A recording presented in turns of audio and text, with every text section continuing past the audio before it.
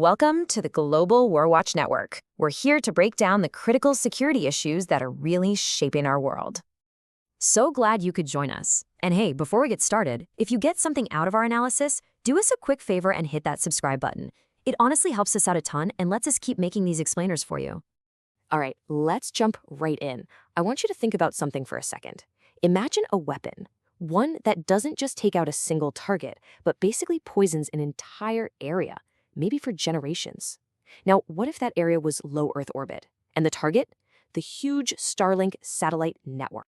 To really get why anyone would even think about a weapon like this, you first have to understand just how important Starlink has become. And I'm not just talking about for civilian internet, but for the modern battlefield. You know, the scale of this thing is it's staggering. We're talking about projections showing somewhere around 9,400 active satellites just blanketing low Earth orbit. This isn't just a handful of satellites anymore. It's a completely new kind of global infrastructure, and it is incredibly dense up there. And here's the real kicker. In the war in Ukraine, Starlink went from being a cool commercial internet service to, well, essential military hardware. It's providing secure, reliable comms for troops on the ground, for drones in the air, everything, especially where traditional networks have been knocked out. It has literally become a pillar of modern warfare. So if you're on the other side, how do you even begin to counter a network this massive? I mean, trying to shoot down satellites one by one, it's like trying to stop a swarm of bees by catching them one at a time. It's just not going to work. The network's real strength is in its sheer numbers. You lose a few satellites, and it barely even makes a dent. So an adversary needs a totally different game plan. And that brings us to this really chilling new concept that intelligence agencies are starting to talk about.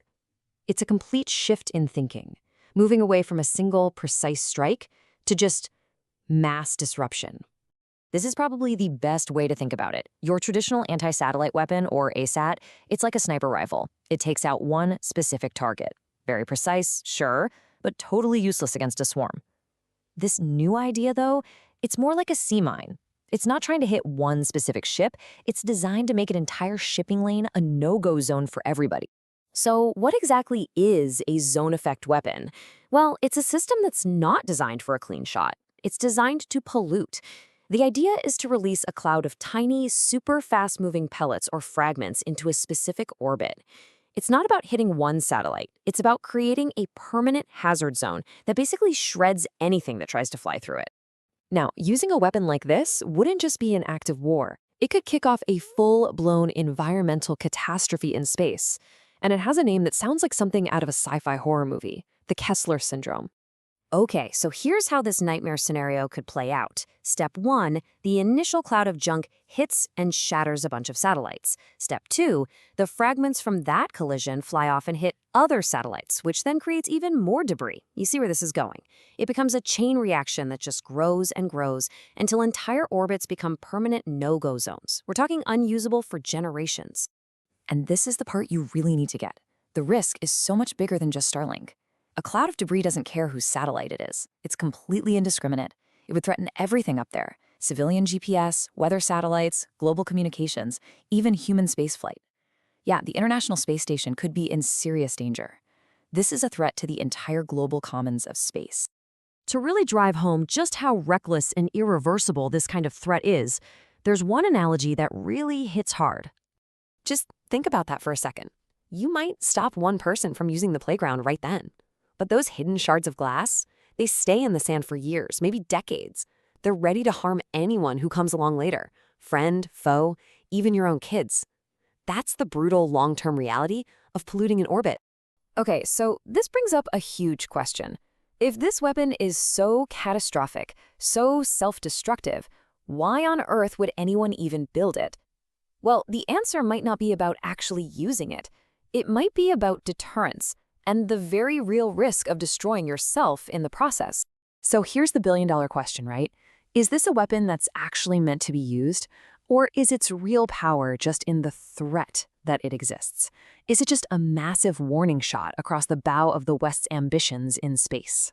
There are huge, huge reasons not to do this. Any country that uses this weapon is risking what analysts call self-harm. I mean, think about it. You could destroy your own satellites, you could damage the space assets of your allies, and you could block your own future access to space for decades. Not to mention the global diplomatic fallout would be absolutely massive. It's for these reasons that a lot of experts are pretty skeptical it would ever actually be deployed. And this all points to this idea of deterrence signaling. Maybe the weapon concept itself is the message. Maybe it's a way for a country like Russia to look at the West and say, hey, your heavy reliance on all these huge satellite networks, that's a critical vulnerability. And it's a weakness we can exploit in the most catastrophic way imaginable. Which leaves us with one last pretty sobering thought to chew on. As all these nations are racing to control the so-called high ground of space, are we on the verge of turning our final frontier into a permanent minefield? A playground of shards that we, as a species, might never be able to clean up? Thanks so much for watching this explainer. If you found it valuable, we'd really appreciate it if you could like, share, and, of course, subscribe to the Global WarWatch Network. But we really want to hear from you. What are your thoughts on this kind of strategy? Is it a credible threat? Let us know down in the comments and come join the conversation on our social media channels. All the links are right there in the description. We'll see you for the next one.